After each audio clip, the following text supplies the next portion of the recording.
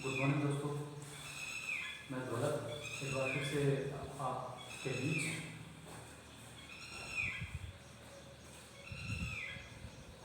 काफ़ी समय से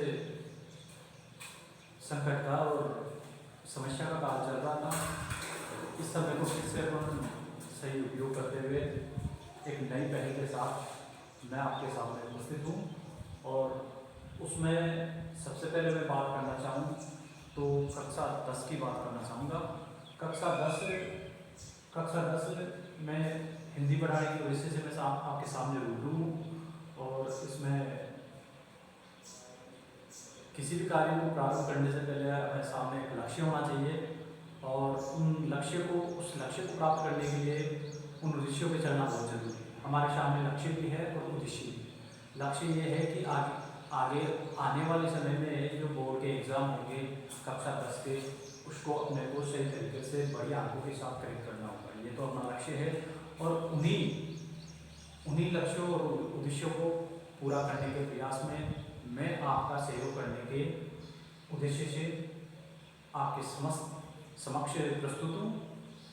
उसमें सबसे पहले अगर मैं चर्चा करना चाहूँ तो कक्षा 10 के सिलेबस की बात करना चाहूँगा आपसे, क्योंकि किसी भी लक्ष्य को पाने के लिए सबसे पहले लक्ष्य के बीच में आने वाली जो समस्याएं है, जो बाधाएं हैं, उन बाधाओं का हमें पूर्ण रूप से पता होना चाहिए। जो व्यक्ति चलने से पहले मार्ग में आने वाली समस्याओं का आकलन कर लेता है, उनके निवारण की पूर्व नियोजित तैयारी कर लेता है, वही अपने उद्देश्य को पूर्ण रूप से प्राप्त कर पाता है। तो दोस्तों, अपन इस आगामी जो कक्षा 10 का बोर्ड का एग्ज़ाम होगा उसमें अपने लक्ष्यों और उद्देश्यों को पूर्ण करने के लिए एक योजनाबद्ध तरीके से अपने को कार्य करना होगा।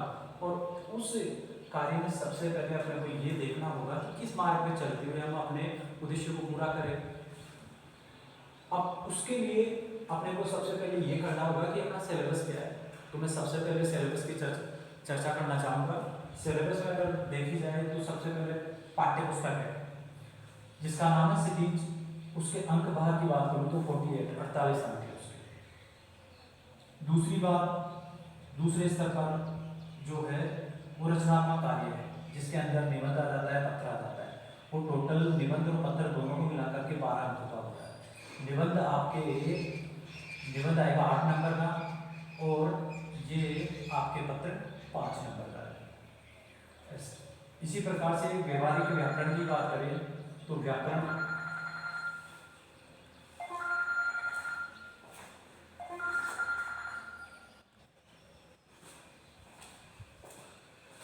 दोस्तों, अगर तीसरे स्तर की बात करूं मैं यहाँ पर, तो तीसरा जो स्तर है व्यवहारिक व्याकरण, जिसको आप व्याकरण बोलते हो, ये भी आपके 12 अंक का पोर्शन होगा। इसमें अगर बात करें तो इन 12 अंकों के लिए अलग अलग स्तरों पर 6 पोर्शन कर रखे, जिनमें पहले नंबर पर काल, कारक और वाच्य पोर्शन है। दूसरे नंबर का पोर्शन हो जाएगा क्रिया हो जाएगी, विशेषण।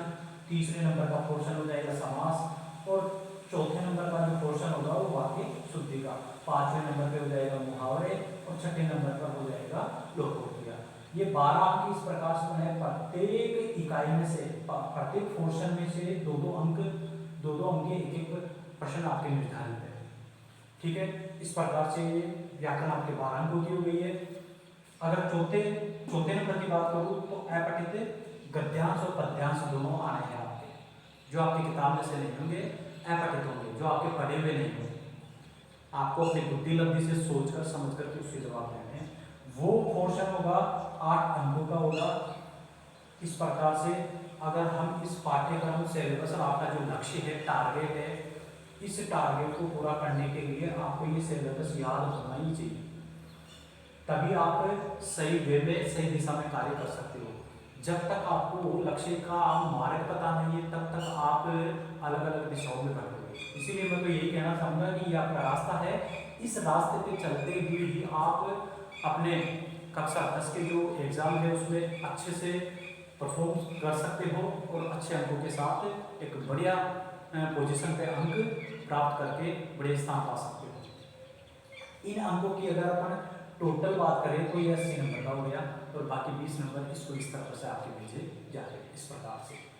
तो ये मैंने आपको रास्ता मैंने बता दिया है। इस रास्ते पर आपको चलने के लिए मार्गदर्शक के रूप में मैं खड़ा हूँ और बस चलना आपको है।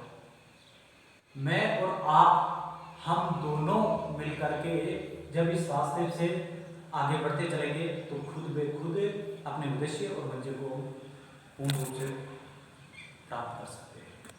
ठीक है, तो दोस्तों ये तो मैंने आपको आपकी मंजिल, आपका जो आपका लक्ष्य था, उस लक्ष्य के अंदर जो बाधाएं थी, उन बाधाओं को वन बाय वन करके क्रॉस करते हुए आगे बढ़ना है। ये बाधाएं मैंने आपको बता दी है और इन बाधाओं को एक एक करके अपन क्या करेंगे, सोल्व करेंगे और मंजिल को पूर्ण रूप से प्राप्त करने का पूरा प्रयास करेंगे। ठीक है, तो देखो दोस्तों, आज का जो विषय है अपना अध्ययन का जो विषय है, पहला तो अध्याय होगा और अध्याय लिया मैंने काल। इस काल चैप्टर के 1, 2, 3 जो भी खंड होंगे ना वो मैंने यहाँ पर लिख दिए। ये पहला अध्याय है आज का अपना, काल है उसका नाम और इसका पहला खंड है। दूसरा तीसरा जो जैसे भी इसके भाग आएंगे फिर मैं यहाँ पर खंड पे मेंशन कर दूंगा, दूसरा तीसरा। तो इस प्रकार से आपको ये बात भी आपको ध्यान रखनी है। ठीक है, तो अब मैं चर्चा करता हूँ काल किसे कहते हैं।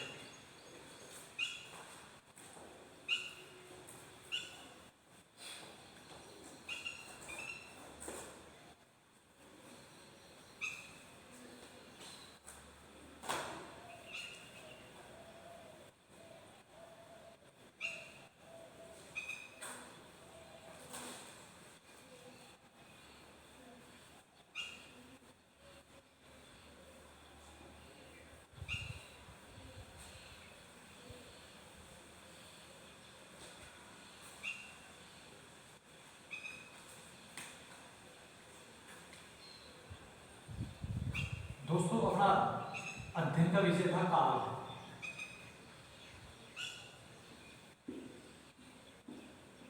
काल जिसको आप अंग्रेजी में टेंस भी बोलते हैं। ठीक है, सबसे पहले तो अगर इसकी बात करें शब्द है क्या, इसका मतलब क्या होता है। काल का मतलब होता है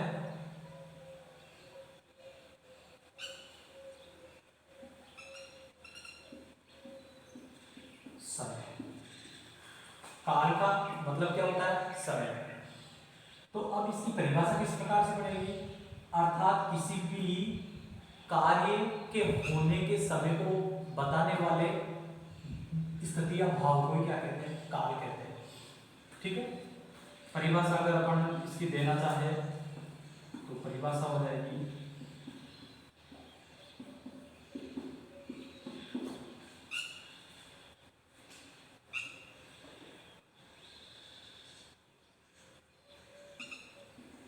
किसी कार्य या फिर क्रिया भी बोल सकते हो, किसी कार्य या क्रिया के होने के समय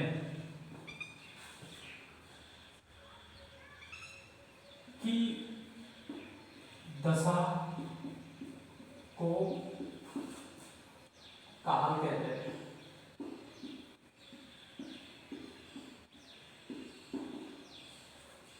तो देखा दोस्तों आपने काल का अगर एक शब्द में इसका अर्थ मैं डिफाइन करना चाहूँ तो काल का मतलब होगा समय।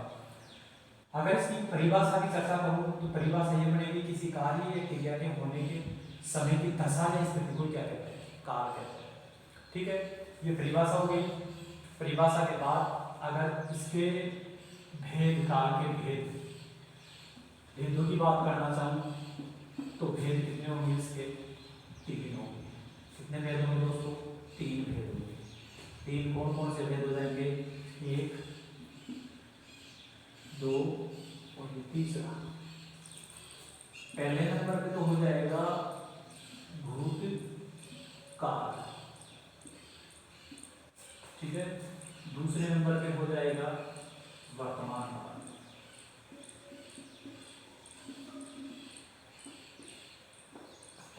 तीसरे नंबर पे जो होगा काल का भेद वो भविष्य काल। ठीक है, मैंने ये बोला दूसरे स्तर पर कि काल के 3 भेद होते हैं।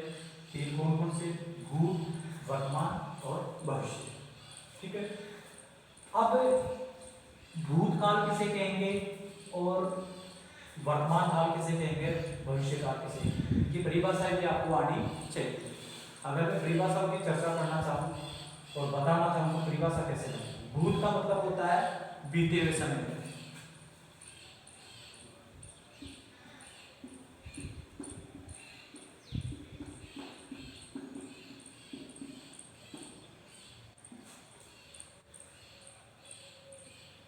बीते हुए समय। अगर मैं वर्तमान काल की चर्चा करना चाहूँ, चल रहा समय, चल रहा समय। और अगर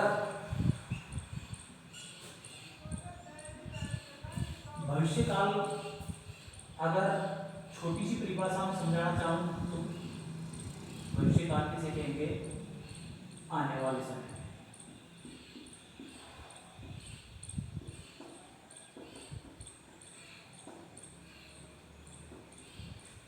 ठीक है दोस्तों, तो देखो अभी छोटी सी मैंने परिभाषाएं लिखी है, इनसे आप इनकी प्रशासनिक या पारिभाषिक शब्दावली बना सकते हो या परिभाषाएं बना सकते हो। देखो कैसे, भूत का मतलब हो गया बीता हुआ समय, वर्तमान का मतलब हो गया चल रहा समय और भविष्य का मतलब ये हो गया कि आने वाला समय।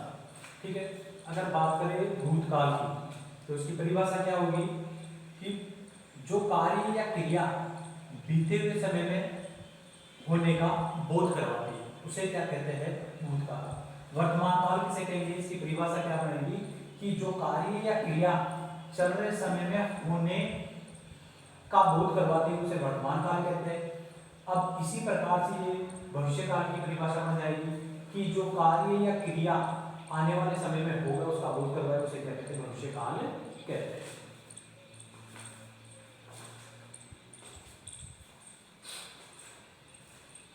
दोस्तों एक बार मैं मिटाता हूँ इसको।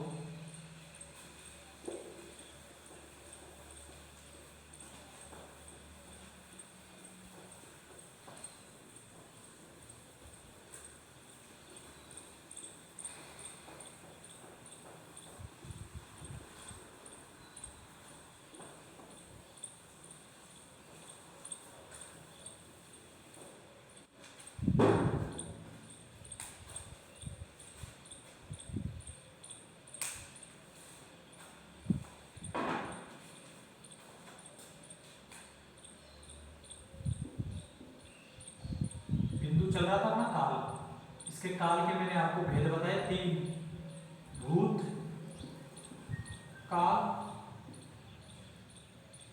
दूसरा बताया मैंने वर्तमान काल, और दोस्तों तीसरा बताया मैंने आपको भविष्य काल।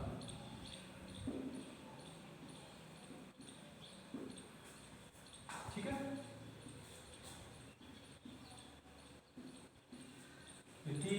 भेद बताए मैंने। बात करते हैं इनकी परिभाषाओं की। अब पहले नंबर पे लेता हूं मैं भूतकाल, तो इस भूतकाल की जो परिभाषा होगी,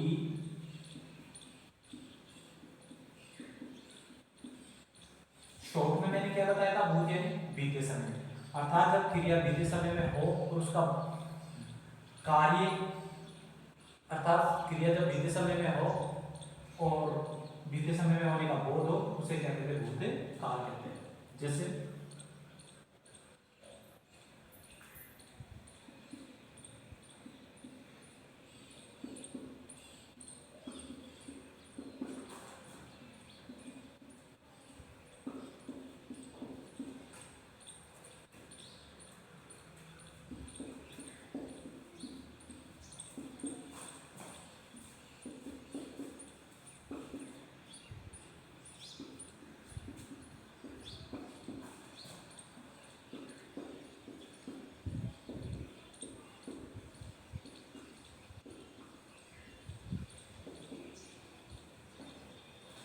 तो देखो दोस्तों, बताया मैंने परिभाषा क्या कि क्रिया जब बीते समय में होने का बोध करवाती है उसे भूतकाल कहते हैं।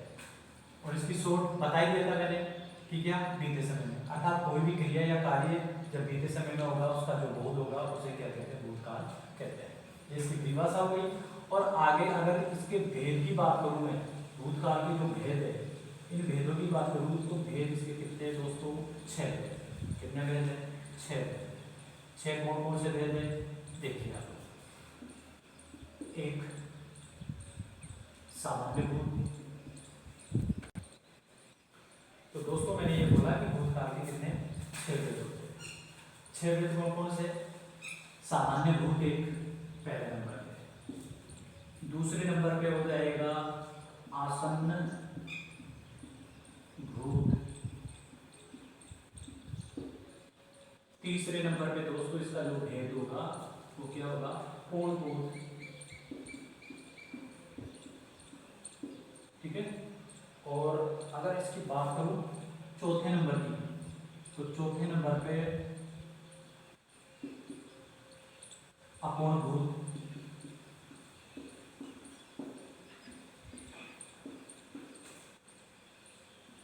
पांचवें नंबर की बात करूं तो दोस्तों संदिग्ध भूत,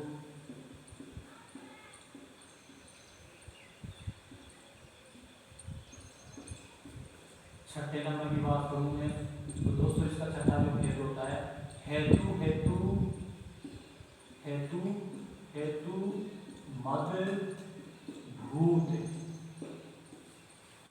इस प्रकार से मैंने बताया कि पहले काल, फिर काल, किसी कार्य या क्रिया के होने के समय को क्या, स्थिति को क्या कहते हैं, काल कहते हैं।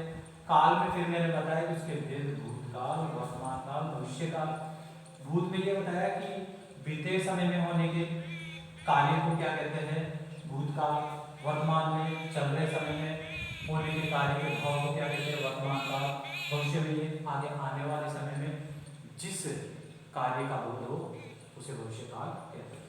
फिर परिभाषा बताई मैंने भूतकाल की, जब क्रिया बीते समय में होने का बोध करवाए उसे भूतकाल कहते हैं। भूतकाल के मुख्य रूप से कितने भेद बता रखे हैं आपके पाठ्यक्रम में, 6 कौन कौन से, एक सामान्य हो जाएगा, सामान्य भूत, दूसरा फिर आसन्न भूत, तीसरा पूर्ण भूत, चौथा अपूर्ण और पांचवा संदिग्ध और छठा हेतु हेतु मत भूत। दोस्तों याद रखना बहुत इजी है, आप ऐसे याद करो, सामान्य, आसन्न, पूर्ण और अपूर्ण। पूर्ण का अपोजिट कर दो अपूर्ण, फिर संदिग्ध और लास्ट में हेतु हेतु मद भूत। अब इन 6 पर अपन चर्चा करेंगे एक एक करके। ठीक है दोस्तों, एक बार मैं इसको मिटा देता हूं।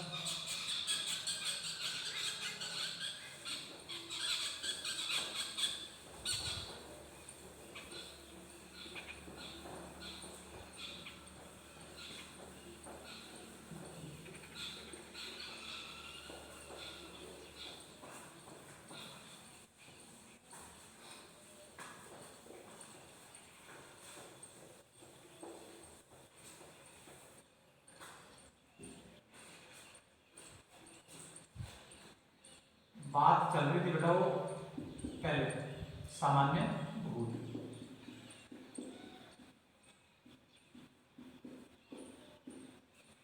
ये जो 2 वर्ड लिखे हैं इन दोनों वर्डों में इनकी परिभाषाएं निर्मित हो जाएगी। अगर थोड़ा सा आप ध्यान और गौर करोगे तो ज्यादा दिक्कत वाली बात नहीं होगी, क्योंकि आप इनको रटने की बजाय इनको समझोगे तो लॉन्ग टाइम तक आपकी मेमोरी में ये सेव हो जाएगी।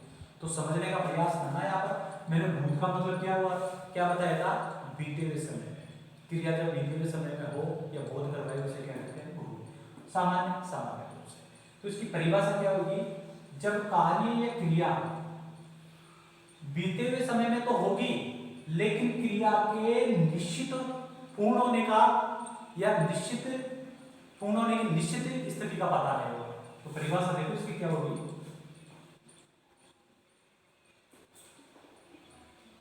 जब क्रिया बीते समय में, जब क्रिया बीते समय में तो होगी, लेकिन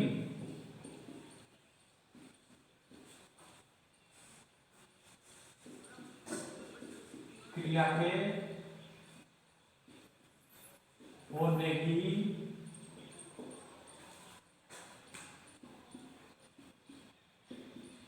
निश्चित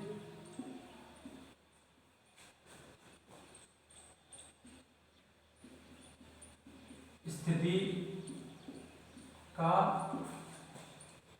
ज्ञान नहीं होगा। देखो दोस्तों, सिर्फ इतना सा याद रखना है, भूत का मतलब बीते समय में। जब क्रिया बीते समय में तो होगी, लेकिन क्रिया के होने की निश्चित स्थिति का ज्ञान हमें नहीं होगा। वहां पर क्या होगी, सामान्य भूत का ये परिभाषा हो जाएगी। ठीक है, जैसे इसकी पहचान यह है, वाक्य में पहचान यह है कि जब भी वाक्य आए और वाक्य की क्रिया में आ या ई ये आपको मिलेंगे मुख्य क्रिया के साथ साथ आपको ये मिलेंगे। ऐसे समझ लेना, जब आपको क्रिया के साथ आ या ई दिखे तो इट मीन्स कौन सा हो जाएगा, उसमें काल का प्रकार भूतकाल, भूतकाल कौन सा हो जाएगा, सामान्य हो जाएगा। जैसे एग्जाम्पल से समझो इसको, पहचान। जैसे राजू ने अखबार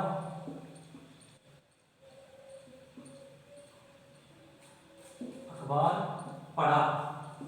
दोस्तों मैंने ये बोला था, जहां पर आपको आ या ई दिखाई दे, मुख्य क्रिया में ये प्रत्यय लगे होंगे, तब आपको क्या सामान्य भूत समझना होगा। जैसे ये देखो, इसमें आ गया है, ठीक है। और इसी प्रकार से लेते हैं, सीता ने चाय बनाई। देखो दोस्तों, इसमें ई आ गया, इसमें आ गया, ठीक है। जैसे मोहन गया, इसमें देखो दोस्तों या, ठीक है।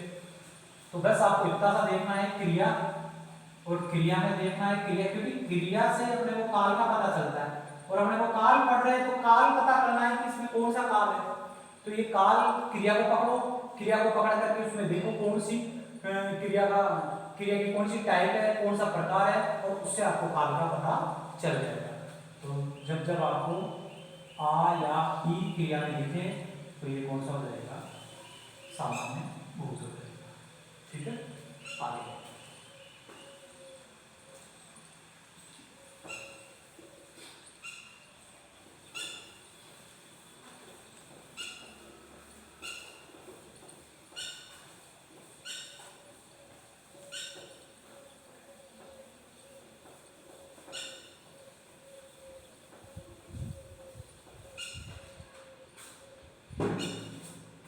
दोस्तों, भूत की बात कर रहा था, तो भूत काल में दूसरा जो टाइप है वो है आसन्न भूत। आसन्न भूत, आसन्न की बात करूं तो नजदीक या निकट या समीप, एक ही तो बात है। ये देखो, बीते समय में जो क्रिया या कार्य अभी निकट समय में हुआ, अभी नहीं हुआ, ये इसकी परिभाषा है। जैसे दोबारा देखो, भूत का मतलब बीता हुआ समय, ठीक है, और आसन का मतलब नजदीक, अर्थात इसकी परिभाषा होगी जब क्रिया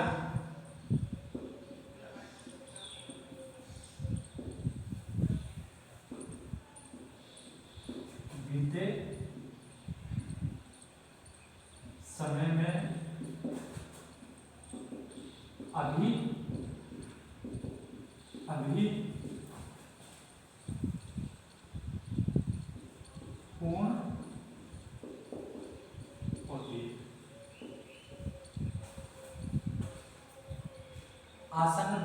क्रिया बीते समय में अभी अभी, जब क्रिया बीते समय में अभी अभी पूर्ण होती है। ठीक है, भूत का मतलब तो यहाँ पर क्या हो गया, बीता हुआ समय, और आसन्न का मतलब क्या हो गया, अभी अभी, नजदीक में। तो जब क्रिया बीते समय में अभी अभी क्या होती है, पूर्ण होती है, वहां पर आसन्न भूत होता है। इसकी पहचान बहुत ही इजी है दोस्तों।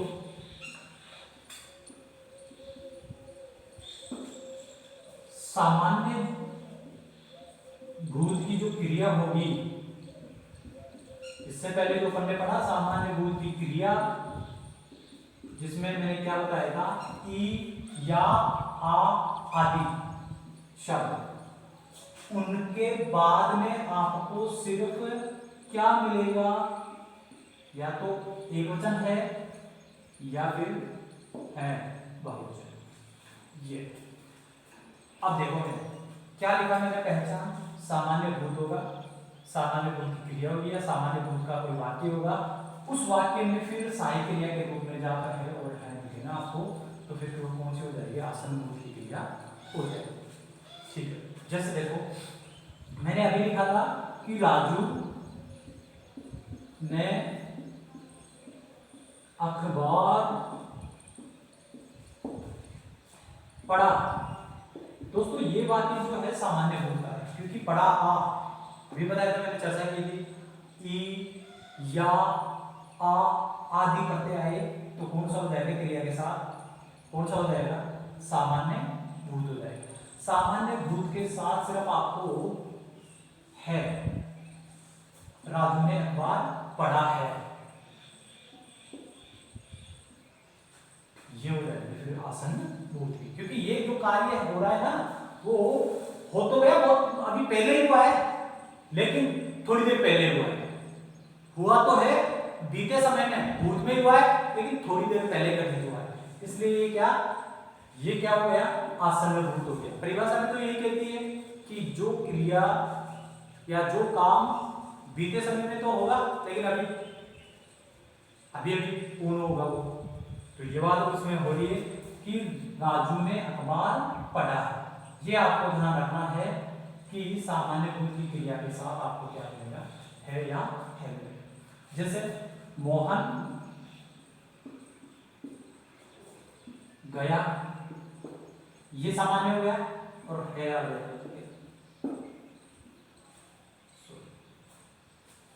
मोहन गया है, इस कारण ये क्या हो जाएगा, आसन्न भूत हो जाएगा। इसी प्रकार से एक और देख लेते हैं,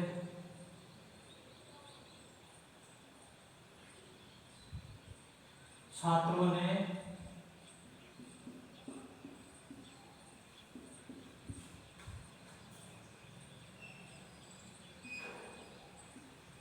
स्कूल में पौधे लगाए हैं। ये सामान्य और सामान्य के साथ है। ठीक है, उम्मीद करता हूं ये यहाँ तक समझ में आ गया होगा आपके, आगे बात करूंगा।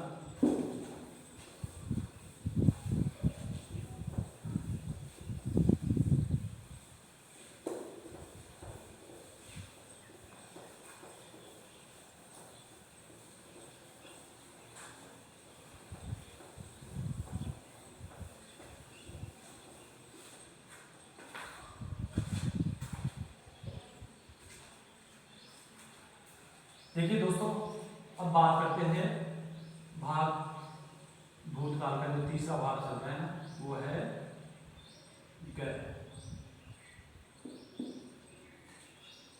इसका नाम क्या है, पूर्ण भूत। पूर्ण भूत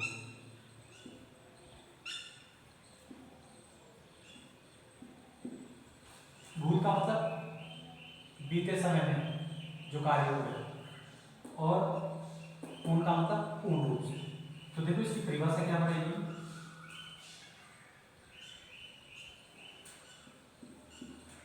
जो क्रिया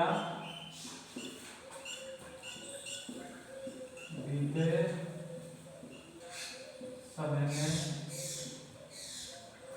जो क्रिया बीते समय में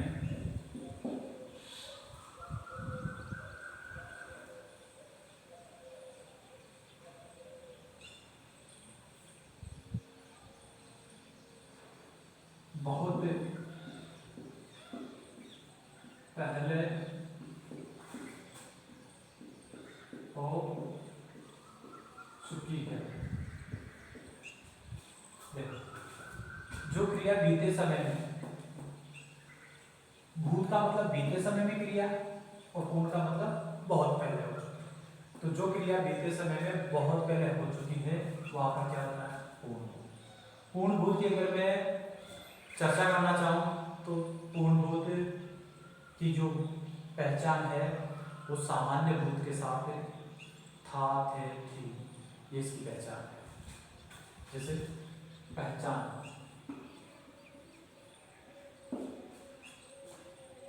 सामान्य भूत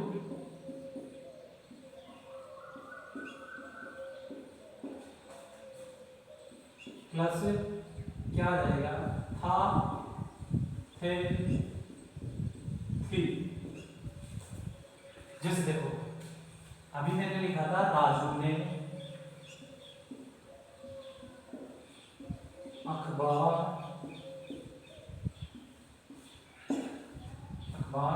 पढ़ा। दोस्तों ये पढ़ा यहाँ तक तो ये वाक्य सामान्य भूत का हो गया। मैंने ये तो बोला सामान्य भूत के आगे आपको क्या मिलेंगे? था, थे, थी। ये लगा दो बस। था, राजू ने अखबार पढ़ा था। इससे ये पता चलता है बीते समय में हुई है ये क्रिया, लेकिन बहुत समय पहले हो चुकी है। इससे इसकी परिभाषा कंप्लीट होती है। इस कारण ये पूर्ण भूत के उदाहरण है और ये पूर्ण भूत इस वाक्य में है। और देखो, सीता ने चाय बनाई थी। ये वाक्य देखो, ये लगा दिया मैंने, थी, था, वो लगा दिया मैंने सामान्य रूप में। और मोहन जयपुर गया था। ये देखो, ये यहां तक सामान्य भूत था, थे, थी लगते ही क्या हो जाएगा? पूर्ण भूत। इसके आगे अगर मैं चौथे नंबर की बात करूं तो चौथा नंबर है